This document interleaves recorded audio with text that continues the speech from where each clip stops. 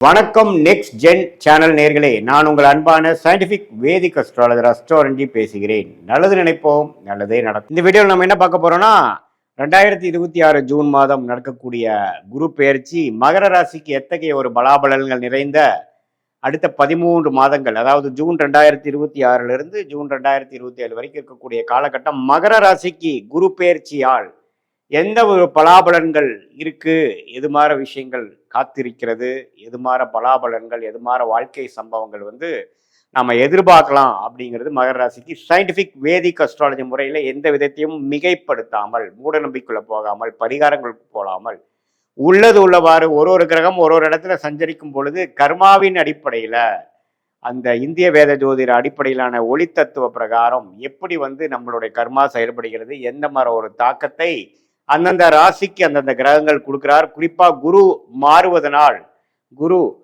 கடகத்தில் இருக்கக்கூடிய குரு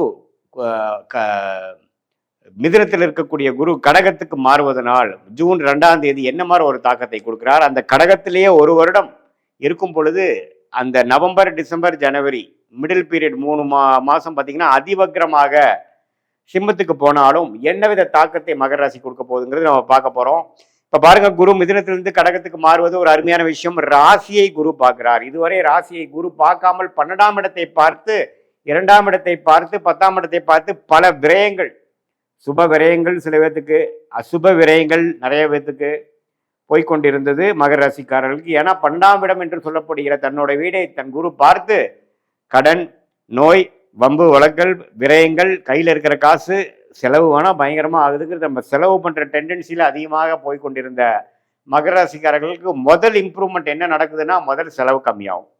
முதல் தேவையற்ற செயல்பாடுகள், அதாவது மாணவர்களாக இருந்தாலும் சரி, இளம் வயதினராக இருந்தாலும் சரி, தேவையற்ற ஒரு நடவடிக்கைகள், தேவையற்ற செயல் விஷயங்கள்லாம் கொஞ்சம் ஸ்டாப் ஆகி நம்ம என்ன பண்ணிட்டு இருக்கோம், இப்போ என்ன பண்ணுனா நம்மளோட குறிக்கோள் அடைய முடியும், நம்ம ஏன் இப்படி நமக்கு எதுவுமே மிஞ்ச மாட்டேங்குது, நம்மளுடைய ப்ரோக்ரஸ் ஏன் நம்ம ஸ்லோவாக இருக்குது அப்படிங்கிறத நீங்களே ரீதிங்க் பண்ணுற மாதிரி ஒரு விஷயத்தை எல்லாமே அசிமுலேட் பண்ணி யோசிக்கக்கூடிய அந்த தருணம் தான் உச்சகுருவின் பார்வை உங்களுடைய மனோகாரகன் என்று சொல்லப்படுகிற ராசியை பார்ப்பது.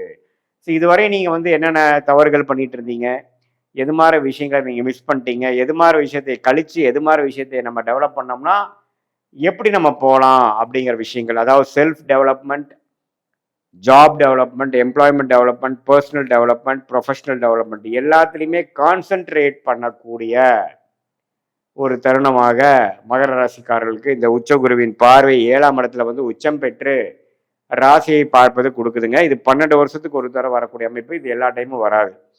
இதே மாதிரி கல்யாணம் ஆகாமல் இருக்கிறவங்களுக்கு கொஞ்சம் டக்குன்னு கல்யாணம் நடக்கிறது, நண்பர்களிடையே நல்ல ஒரு ஒருங்கிணைப்பு, நல்ல ஒரு சோஷியல் லைஃப் இம்ப்ரூவ் ஆகிற மாதிரி, நெட்வொர்க்ஸ் இன்க்ரீஸ் ஆகிற மாதிரி, நம்ம ஸ்டேட்டஸ் உலகத்தில் டெவலப் ஆகிற மாதிரி, அதே மாதிரி பார்ட்னர்ஷிப்பு, புது நட்பு, புது அசோசியேஷன், புது கிளையண்ட்ஸ் அப்படிங்கிற விஷயத்தில் நல்ல ஒரு அபிவிருத்தி, நல்ல ஒரு டெவலப்மெண்ட், நல்ல ஒரு பிரகாசமான ஒரு முன்னேற்றம் 7ஆம் இடத்துல குரு உச்சம் பெற்று 7ஆம் வீட்டை அதிக திருட்பலம் கொடுப்பதனால நம்மளுடைய சொசைட்டி இருக்கக்கூடிய ஸ்டாண்டிங், நம்மளுடைய சோஷியல் லைஃப் எல்லாமே ஓரளவுக்கு நல்லா வரும். நமக்கு ரெகக்னிஷன் கிடைக்கும். நம்ம என்ன தொழில், என்ன வேலையில் இருக்கிறோமோ கொஞ்சம் name and fame and recognition கிடைக்கக்கூடிய ஒரு தருணமாக இருக்கிறது. உங்களுக்கு யோகமான தசைகள் போய் கொண்டிருந்தால் இன்னுமே நான் சொன்னது இன்னுமே நல்லாவே நீங்கள் ஃபீல் பண்ணுவீங்க. சனி 3ஆம் இடத்துலேருந்து 7 நாள் சனி முடிஞ்சு மகர ராசிக்கு 3ஆம் இடத்தில் சனி இருக்கிறார். அதே சமயத்தில் ராகு 2ஆம் இடத்திலும், கேது 8ஆம் இடத்திலும் இருக்கிறார். இத்தகைய ஒரு அமைப்பு பாருங்க.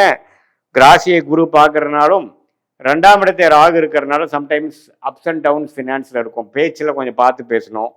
கோவத்தில் சட்டுன்னு ஏதோ ஒன்று பேசிட்டு அதுக்கப்புறம் அது நம்ம பிரச்சனையாக போய் அதை டீல் பண்ணுற கஷ்டப்பட வேண்டிய அவசியங்கள் உண்டு. அதே சமயத்தில் நம்மளுடைய வருமானம், குடும்ப விஷயத்துலையும் கொஞ்சம் கேர்ஃபுல்லாக இருக்கணும். ஏன்னா 7ஆம் இடத்துல 2ஆம் இடத்துல இருக்கக்கூடிய ராகு, 8ஆம் இடத்துல இருக்கிற கேது எந்த ஒரு சுப பார்வை இல்லாமல் இப்படி இருக்கும் பொழுது என்னதான் நமக்கு மனசில் உற்சாகம் அடைஞ்சு நம்ம கொஞ்சம் ஒழுக்கமாகி பழைய விஷயங்களை கழித்து புதிய ஒரு விஷயத்துக்குள்ள நம்ம போனாலும் ஃபினான்ஸ் இம்ப்ரூவ் ஆகிறதுக்கு இந்த செப்டம்பர் மாதம் ஆகும். ஏன்னா செப்டம்பருக்கு அப்புறம் தான் ராகு பயிற்சி ஆகி ராகு 2ஆம் இடத்துலேருந்து விலகிறார்.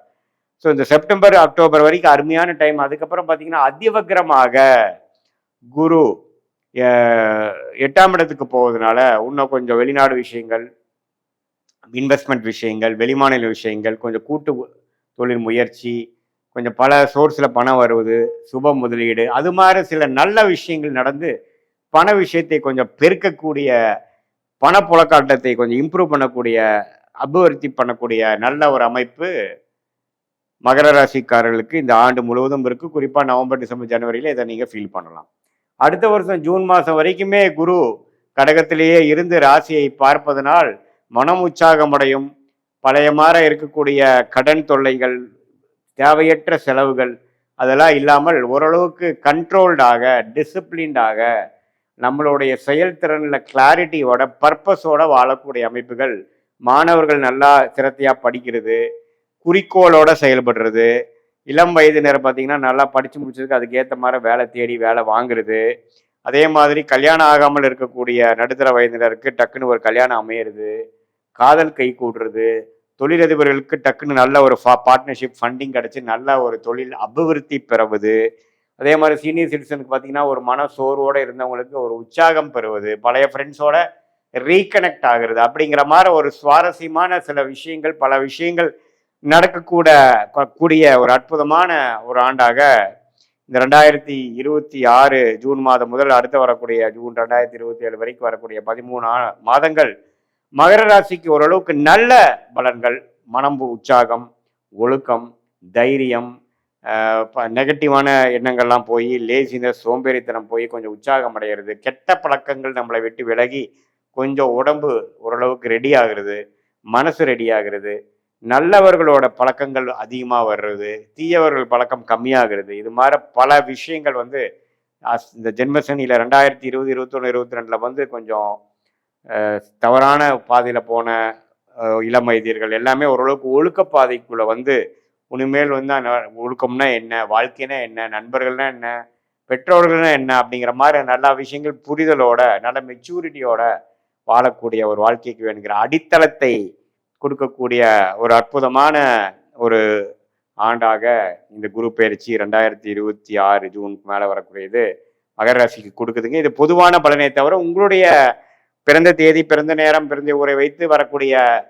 திருக்கணித பஞ்சாங்கத்தில் நம்மளுடைய ஜாதகத்தை போட்டு அதில் வந்து எது மாதிரி தசாபுக்திகள் போயிட்டுருக்கு, நீ என்ன லக்னத்தில் பிறந்தீங்க, என்ன நட்சத்திரத்தில் பிறந்தீங்க, மகர ராசியில் அவிட்டமா, திருவோணமா, உத்திராடமா, எந்த நட்சத்திரத்தில் பிறந்தீங்கிறதெல்லாம் நம்ம சேர்த்து வைத்து பார்க்கும் பொழுது இப்போ நம்ம பேசின தசாபுக்திகளும் சேர்த்து அதே மாதிரி இப்போ இந்த தசநாதன் புக்திநாதனும் இப்போ கோச்சாரத்தில் எது மாதிரி அமைப்புகளும் போறாருங்கிறது சேர்த்து வைத்து பார்க்கும் பொழுது அடுத்த வரக்கூடிய ஷார்ட் டேர்ம் 3 மாதம்லேருந்து ஒரு 6 மாதம் வரைக்கும் இருக்கக்கூடிய ஷார்ட் டேர்ம், அடுத்த வரக்கூடிய லாங் டேர்ம், இதெல்லாம் எப்படி இருக்க போகுது உங்கள் ஜாதகத்தில்ங்கிறது கரெக்டான ஒரு கிளாரிட்டியோட பார்த்து அதுக்கு தகுந்த மாதிரி முடிவுகளை நீங்கள் எடுக்கும் பொழுது வாழ்க்கையில் எதிர்நீச்சல் போடாமல் எளிதில் வெற்றி பெற முடியும். சயின்டிஃபிக் வேதிக் அஸ்ட்ராலஜி மூலமாக நீங்கள் பலன் பெற முடியும் என்று சொல்ல விரும்புகிறேன். மீண்டும் மற்றொரு காணொலியில் சந்திப்போம். நன்றி, வணக்கம்.